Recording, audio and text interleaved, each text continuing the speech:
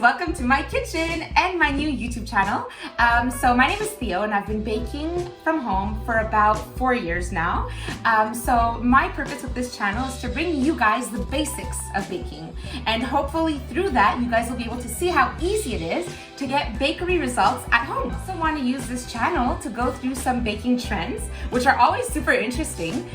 So we'll be able to do that together, maybe have some fun with that. So if you guys are interested, please follow along, and hopefully if you guys like my channel, you guys will subscribe. So today we are going to be making my favorite cookies and cream cake. I have my favorite vanilla cake recipe. What I did to make it cookies and cream, before popping it in the oven, I just folded in some crushed Oreos into the batter, and then I cooked it as usual, and you could see them on the bottom, so that'll make it cookies and cream. Also, oftentimes people will carve off the top layer that gets a bit more caramelized. You can definitely do that if you prefer, but I love that. It's my favorite part of the cake, so I'm gonna leave it today, okay? Then I have my basic vanilla buttercream. I've got some crushed Oreos, and I have my whipped cookies and cream filling. So this is how we get started. I always put a dollop of buttercream on the base of my cake board, and then I just want to flatten it out like that. Also, one little pointer that I forgot to mention is that I always use frozen cakes when I'm assembling cake layers, when I'm assembling my cake. The reason for this is that the frosting is going to harden faster, seeing as though the cake is frozen, so it'll just help it be more stable. So then once I put my first cake down, I go ahead and pipe a dam of vanilla buttercream around the edges. This is just to ensure that the cookies and cream filling doesn't escape, okay? Because that'll lead to a hot mess, and we don't want that. So we'll just pop up some of our Oreo filling, just like that.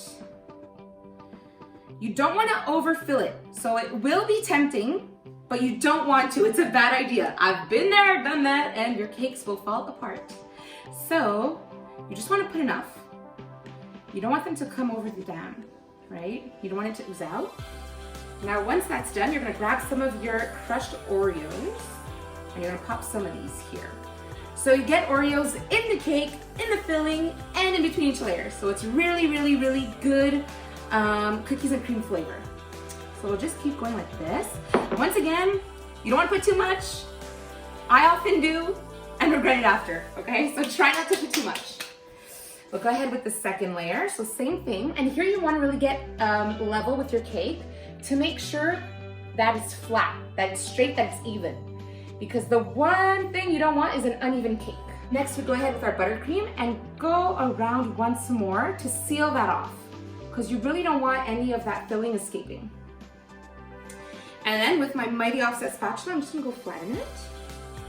Just like so. Guys, I'm telling you, it's really, really simple. So it might look intimidating, but it couldn't be easier. So please just try it out and see for yourself, but I swear to God, you can do this with your eyes closed. Well, maybe not your eyes closed, but you know what I mean. So next layer again, we're repeating.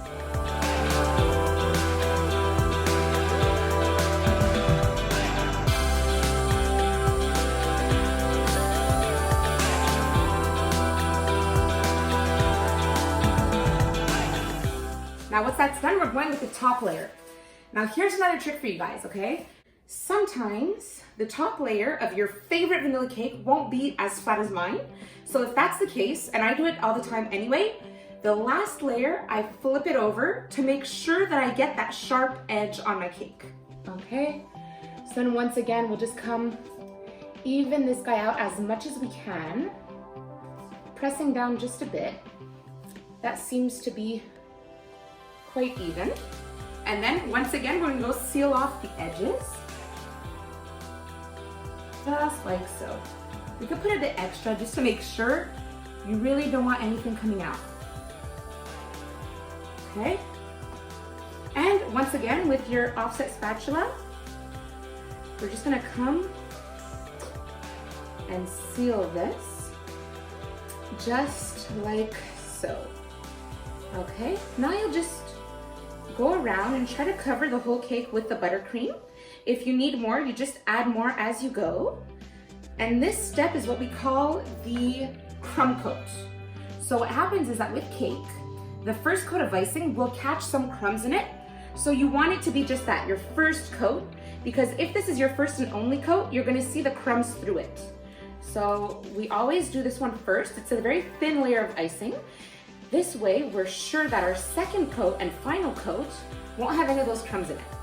So just give a much more finished look to the product. Okay, we'll just do the top, just like so. So you're going all around the top of the cake. And as you can see here, I'll take the time to explain it. You want to turn with your left hand, and with your right hand, you don't want to move at all. Just let the table turner or turntable or whatever you want to call it, let that work for you. There you are, just like so. Then you're gonna take the buttercream and seal off the edges here. If you need to add more, you get your piping bag and you add more here. Just like that. Guys, I'm making a mess on my counter, but that's part of the fun, okay? So we're just gonna go like this. And once you've covered all of the cake, just like that, you want to take your cake scraper, you want to align it, okay? You want it to be a 90-degree angle. And once again, you're only going to move your left hand and your right hand is going to stay straight. So I'm just going to scrape off the excess frosting into my frosting bowl. Now we're just going to keep going. Once again, this doesn't have to be perfect. This is our first coat. So you just keep going around.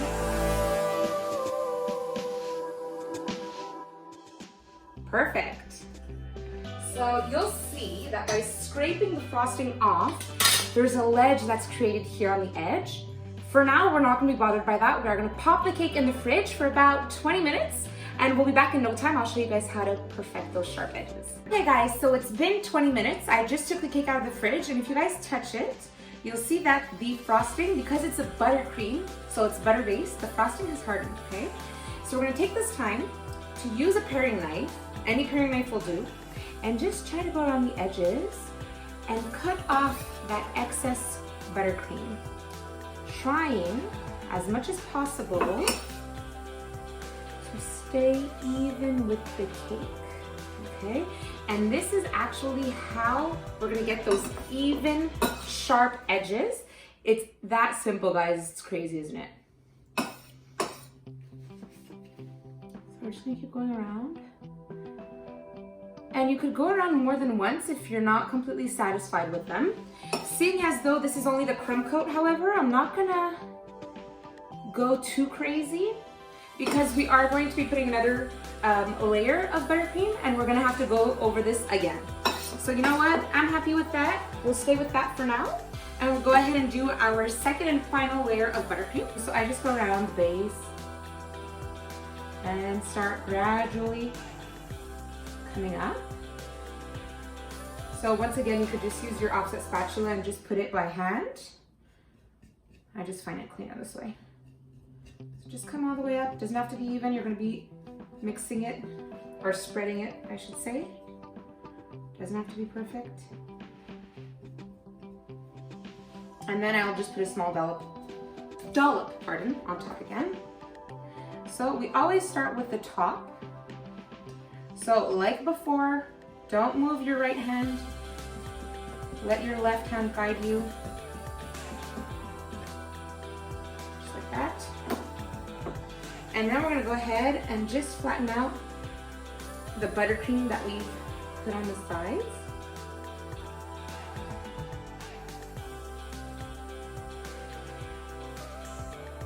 And once that's done, we've got our cake comb or a cake scraper and we'll just go around again. This time, you want to be sure not to scrape off too much. You want most of the frosting to stay on the cake, right? Because you do want your cake to be frosted. And you'll just go around like that. Once again, scrape off with your offset spatula and get back to it. Keeping always a 90-degree angle as much as possible. Let me just recenter this. Now, if you see any holes on your cake, you're gonna take your buttercream and you're gonna fill them in. So here, there's a bit of a gap.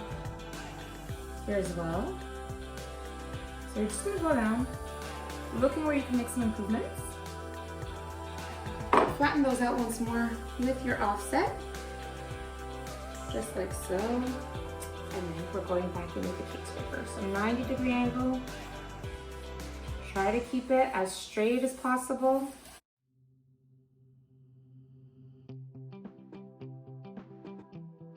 Now, when you're pretty pleased with your cake, one little inside trick that I've been using for a while now to get smooth edges is heating up your cake scraper.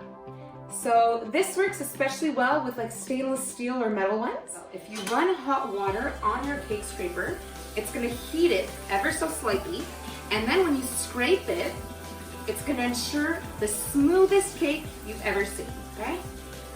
So just like that, you obviously wanna pat it dry. And maybe just once or twice. You don't wanna exaggerate with this. Just like that. And that'll give you that perfect edge. Obviously, if you see some areas that aren't to your liking, just smooth it out again. But I would say that's pretty nice.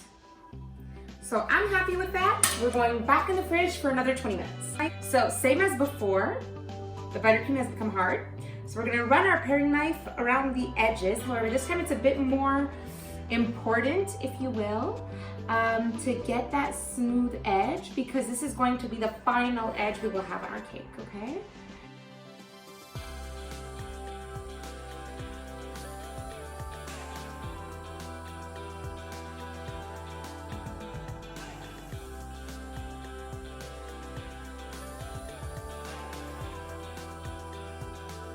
So I think that's pretty good. So you guys can see that I have some frosting out now. I have some that's a fuchsia color to match this flower. I have some that's a lighter pink to match this flower. So that'll give you an idea of how we're gonna be decorating the cake. We're gonna be dressing it with flowers. It's gonna be really cute.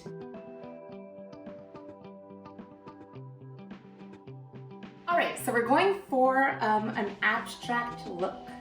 So once again, you're gonna need your mighty offset spatula. So you're just gonna choose one of the two colors. We're gonna end up putting them both. You don't wanna take too much buttercream. You just wanna kind of come and drag it along like that. Again, let's come a bit higher. So you just wanna kind of go around the cake a bit with this. Just like that. And you don't want to give it too much height, right? So you want it to be kind of flat on the cake, because otherwise your base here will seem like it's coming out more than the top of the cake. So it's gonna make it look uneven. So you wanna try to keep it as flat as possible, but that's a detail again, so. Now it's gonna be the same concept, so same idea, just filling in some holes. And you want it to look abstract. You want it to look a bit rustic and perfectly unperfect is how I like to call it.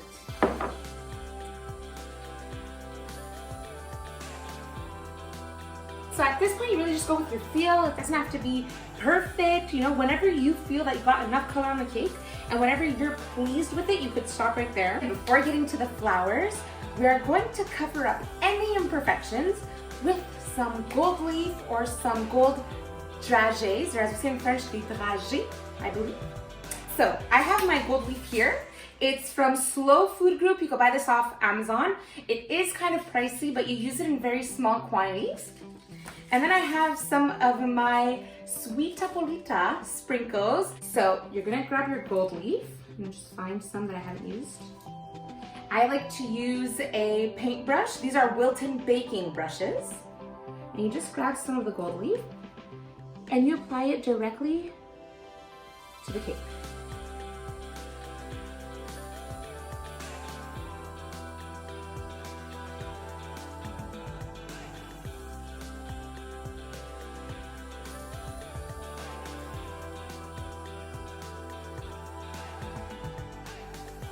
So I think that looks nice. And now we're gonna do the same thing for these sprinkles. I've got a few different sizes, so just go wherever your inspiration takes you.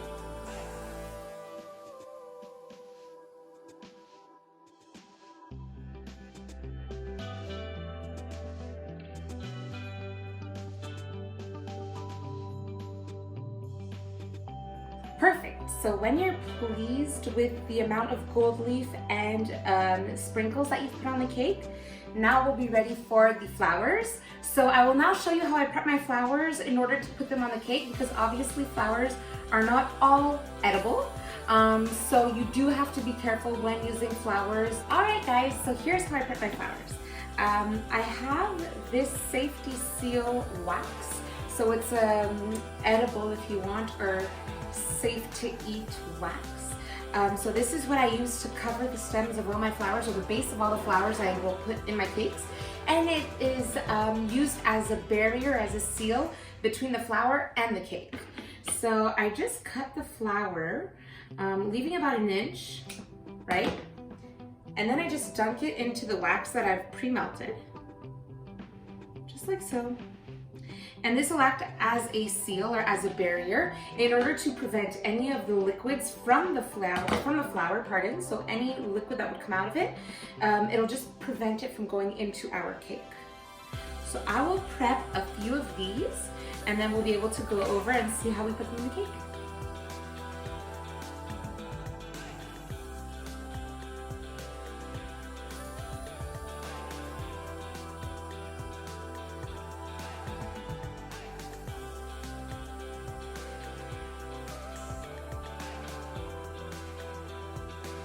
Guys, so I've got my flowers ready here. So at this point you could basically put the flowers on the cake however you'd like. As you can see, I left the top empty because I want to create like a crown of flowers around the top. Now you might be wondering why I'm holding this dowel. I'm going to use this to make holes in the cake where I want to put my flowers in, just so that I don't have to pressure the flower in and potentially break it, right? If there's already a hole, it's just gonna fall right in, it'll be easier. So with the dowel, I'm just gonna go in like that, like so, pull out, and pop my flower right in there,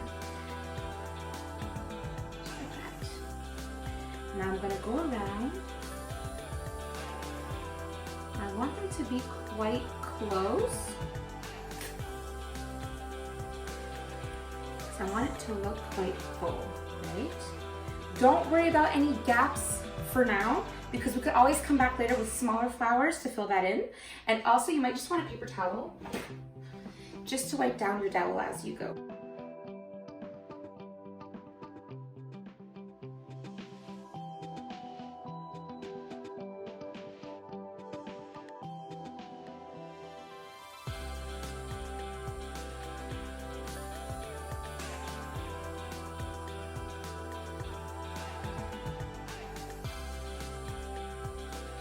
There you have it. So that's my super delicious cookies and cream cake. This is how I finished it. However, you could finish it however you like. So if you like this video, please leave a like, maybe a comment, and subscribe to my page to get more similar videos. I'll see you guys soon. Bye.